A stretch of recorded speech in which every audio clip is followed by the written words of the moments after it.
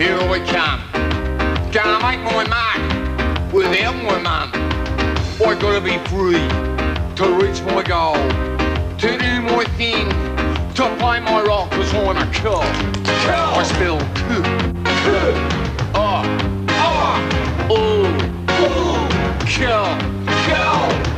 Well, Colin to be exact. Do you know what it is?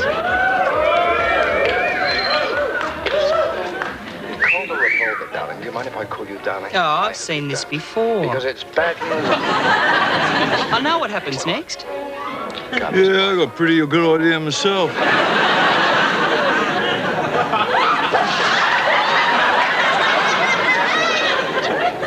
Still, I don't think he's going to have time to finish it because his taxi's going to be here in a minute. You watch any second now, Pierce Brosnan's going to burst through that door and whack him over the head with a golf club. Do I put the chain on the door? What?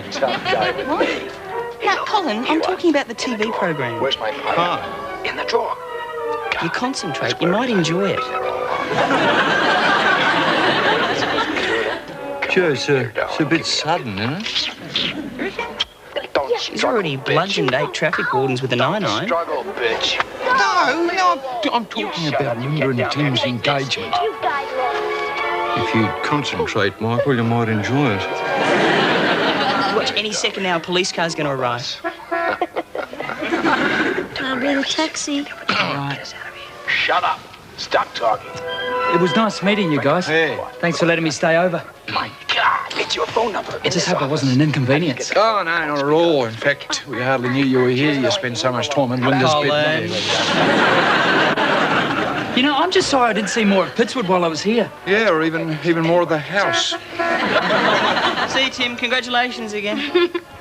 Now the picture's gone fuzzy. Yeah, well, okay, it's your turn to manhandle that antenna. Go on, Colin, mate. it's always my turn. Yes. I suppose you better get going. Yeah.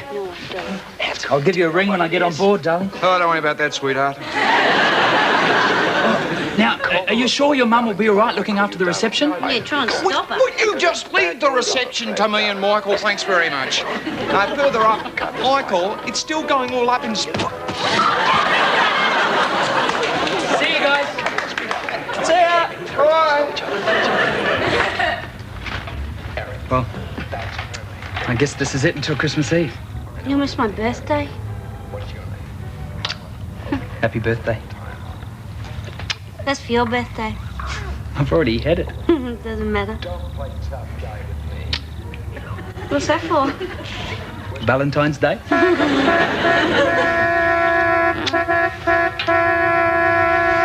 Bye. Bye. But what about Anzac Day? No, Michael, just be a little bit more creative with the manhandling of the antenna, will you? It's nothing. You going to be all right, Linda? Yeah, I'll be fine, Colin. How's that? No, it's fuzzy. Shut up. Blame you if you're all upset. I'll be right, really. Okay, how about now? No, it's fuzzy. It's your phone number in this office. Don't worry, Linda, you'll feel much better in a couple of days. Look, I'm sick of this. Now look what you've done. Okay, how's that? No, it's wobbly. I know, Linda, it's been a long time. I'm fine now, Colin. Right now? No, wibbly. Don't worry. A couple of days, you will feel much better. Oh, look, I'm sick of this. Well, you got a great location, that's for sure. Michael, will you never learn?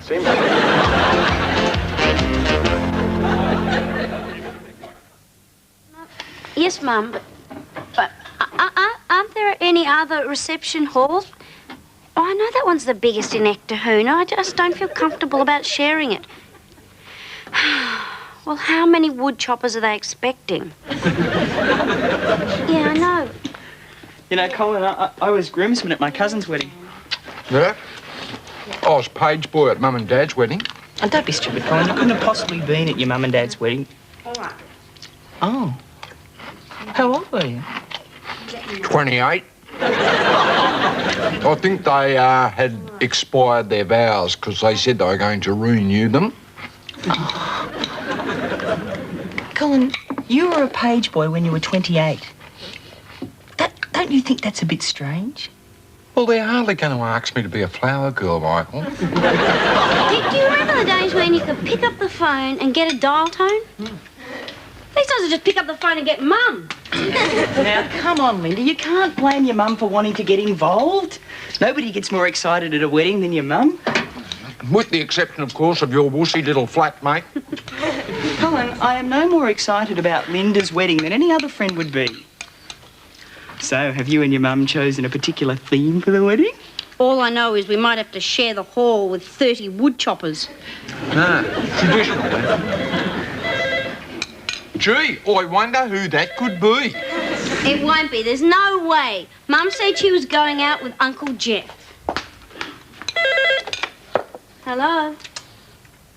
Oh, hi, Mum. So when did Uncle Jeff get the car phone?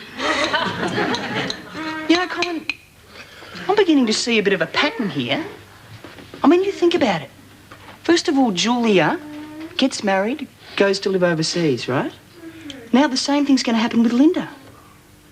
Why do we have this effect on women, Colin? What's wrong with us? Don't be ridiculous, Michael. Julia got married and then left Australia and went to live overseas. Linda is going to leave Australia and go overseas and then get married. It is completely different. What's the matter with us, Mike? It's not as if women don't find us attractive. No. Hundreds of women would find us attractive. Hundreds? We just haven't met them yet. No. Michael, do you find me attractive? Well, no, let me ask it this way. What kind of men do you find attractive? If you were a woman. All right. I'd say be average sort of height. Darkish black hair, little shy, sensitive, intelligent. Glasses, possibly, maybe copious amounts of chest hair. Michael, no woman, no self-respecting woman is going to fall for a big whoosh like that. Don't be stupid. Colin, I will have you know that just yesterday a woman spoke to me at the bus stop. Michael, I'll have you know that while I was in the queue at the supermarket, a very attractive woman spoke to me. Really? What did she say? She said, "Get out of my way, crater face. Let's just leave that, shall we?" Well, I suppose our time will come. You know what they say, Colin? There's somebody for everybody. Gosh, everybody's got a somebody, even a little nobody. Oh, that's amazing. Just to think that somehow, somewhere, someday, there's a somebody for me. That's really something. Yes, Colin. Before you know it, some beautiful, gorgeous woman will waltz into your life and sweep you off your feet. Thanks for the lend of the broom, Gavin. Mrs. Fuller, do you do the waltz? What? Doesn't matter, I was just asking. Where's my blushing bride-to-be? She's in there. Ah, the little flower, ready to bloom. Oh, no, he's over there. Hey, Michael. Yeah? Mrs. Fuller seems to be really excited about the wedding, eh? Yeah. Hey, Colin, do you want to get married? I'm after someone a little taller, thank you, right? I mean, it's not as if you have to be in an ongoing relationship to be happy. Yeah. I mean, you can enjoy yourself and still be single. Yeah. It's all a matter of learning to appreciate your own company. Yeah. Michael. Hmm? I want a girlfriend. So do I. Just tell me if it's none of my business, but your bra, dear, half cup or full? Well, Mrs. Fuller, it really is No, none don't of... interrupt, dear. This is very important. And now, if you've got any doubts whatsoever, a good rule of thumb for the bridal brassiere is support, not coverage. Well, you've been very helpful, Mrs. Fuller, but I've really got to go. Almost forgotten. Odour eaters. What? Oh, not for you, dear, for the groom. Now, when men get a nervous sweat up, the first thing to go is their feet. Really? Big down there, is he?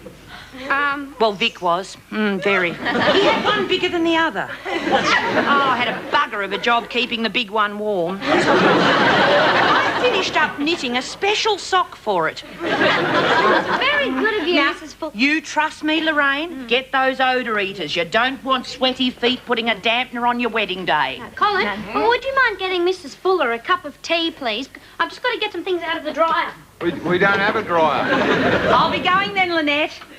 Can't shut her up about this wedding. Mrs. Fuller, Yes, can I ask you a question? of course, Cameron. Do you find me attractive? Why do you ask? Why, let me put it this way. If someone like me was to ask someone like you out, what would you say? Oh, well, I'd certainly give it a bit of thought. Really, would you? Yes, in fact, I'd be quite flattered. Great. And would you... Don't go any further, Connor. Friday night, 7:30.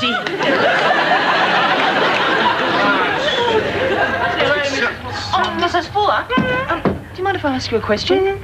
Do you think I'm attractive? No.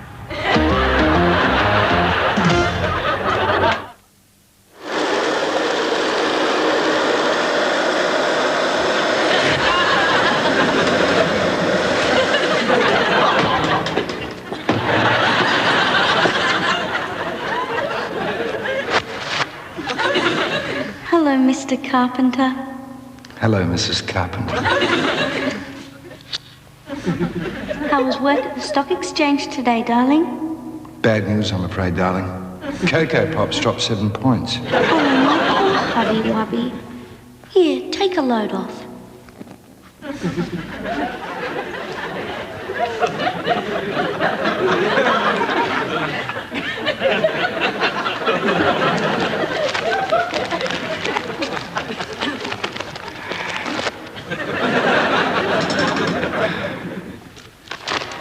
It's not all bad news, though, darling. Honey smacks have levelled out. I've got some good news, darling. Don't tell me you'll finally sack that gardener. No, Preble's not that bad, darling. Darling, he plants cabbages in the nature strip.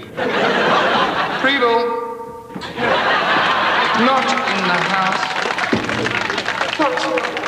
Not the hat, Preble, the wheelbarrow. You know, I envy you, Mr. Carpenter, and Mrs. Carpenter, the woman to whom you are so happily and contently married. Yes, I know. Get out. Right. Darling, you've forgotten my pipe.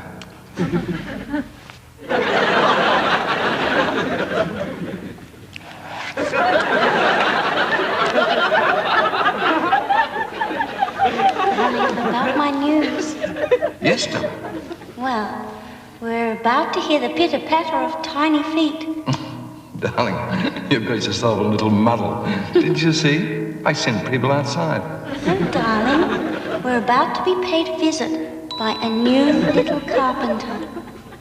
I didn't know you were planning on an extension. Darling, I'm pregnant. What? We're going to have a baby. I'm going to be a father. I'm going to be a father. I'm going to be a father. I'm going to be a father. I'm going to be a father.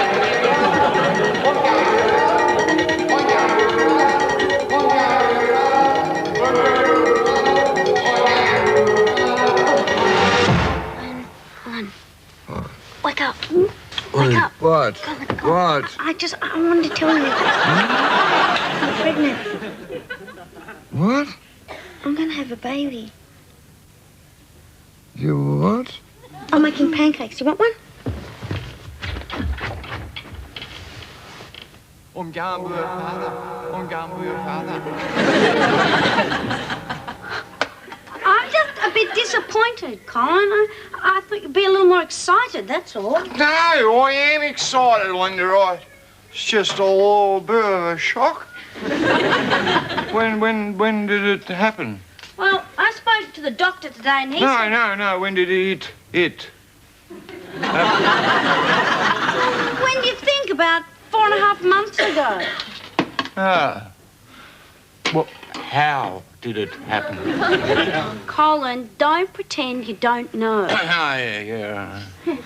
Well, look, you know, I'm not surprised. I mean, you know, it's not as if we only did it once. For a while there, we hardly came up for air.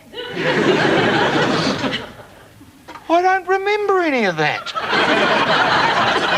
Why should you from memory? You were asleep at the time. Well, was I good? Hi, Colin. Have you told him yet? You told Michael first? What's that for you? Oh, I suppose you told half the neighbourhood first as well. No, I just told Mrs. Fuller. What? And I had to tell Mum. Oh! Well, I got to say that I'm honoured to be the first to know. And Linda, I got you this. Sorry, I didn't get a chance to get it wrapped. Oh, Michael, thank you. Yes, Michael, we both thank you. No, Colin, I meant me and the baby. Well, the three of us thank you then.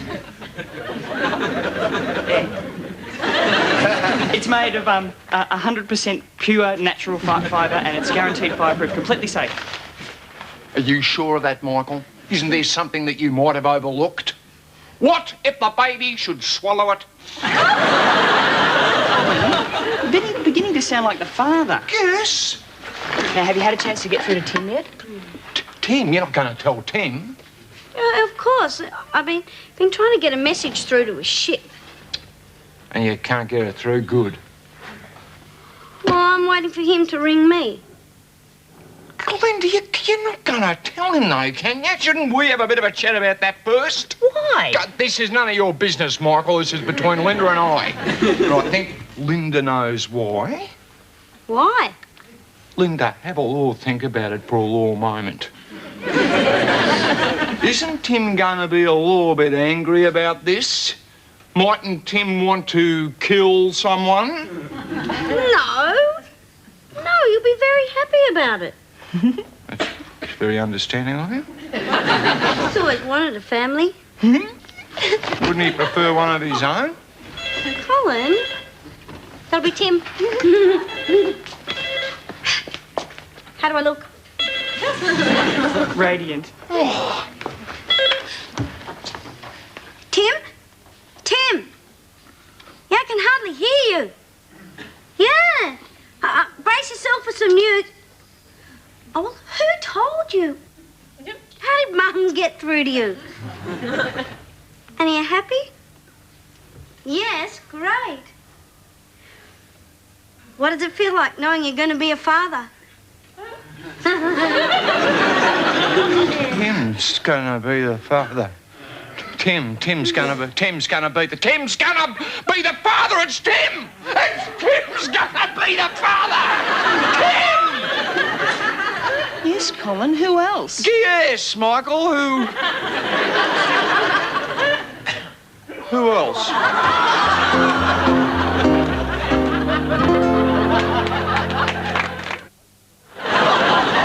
Where is she? Michael, you were supposed to be looking after her. Colin, I thought you were looking after her. Well, I haven't seen her for about 3 minutes. She could be anywhere by now. Oh, Linda. Where have you been? I just went out to pick up the mail. We have been worried sick. What are you doing? You should not be lifting things in your condition. Colin, it's just 3 letters. It's 4, Linda. Now, will you sit down? No, come on, you better have a lie down. Come here. Oh, will you two boys just relax? I'm sorry, Linda. I suppose we have been overreacting a little bit. Yeah, sorry. Just a bit. Don't get me wrong, I really appreciate you two being here, especially now. Whilst Tim's at sea.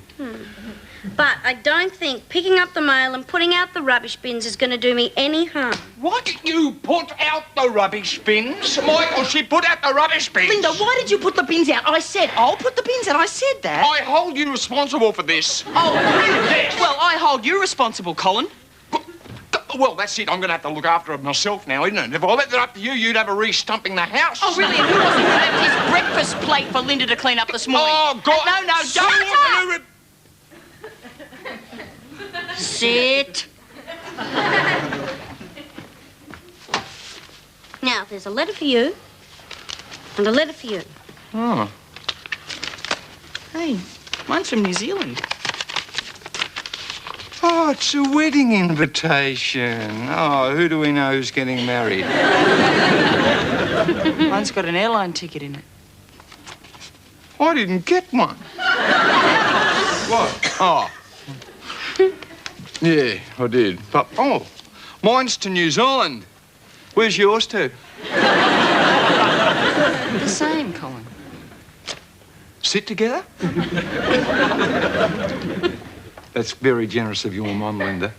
Well, I was hardly going to have you two over here having a good time while I was stuck in New Zealand with the rellies and in-laws.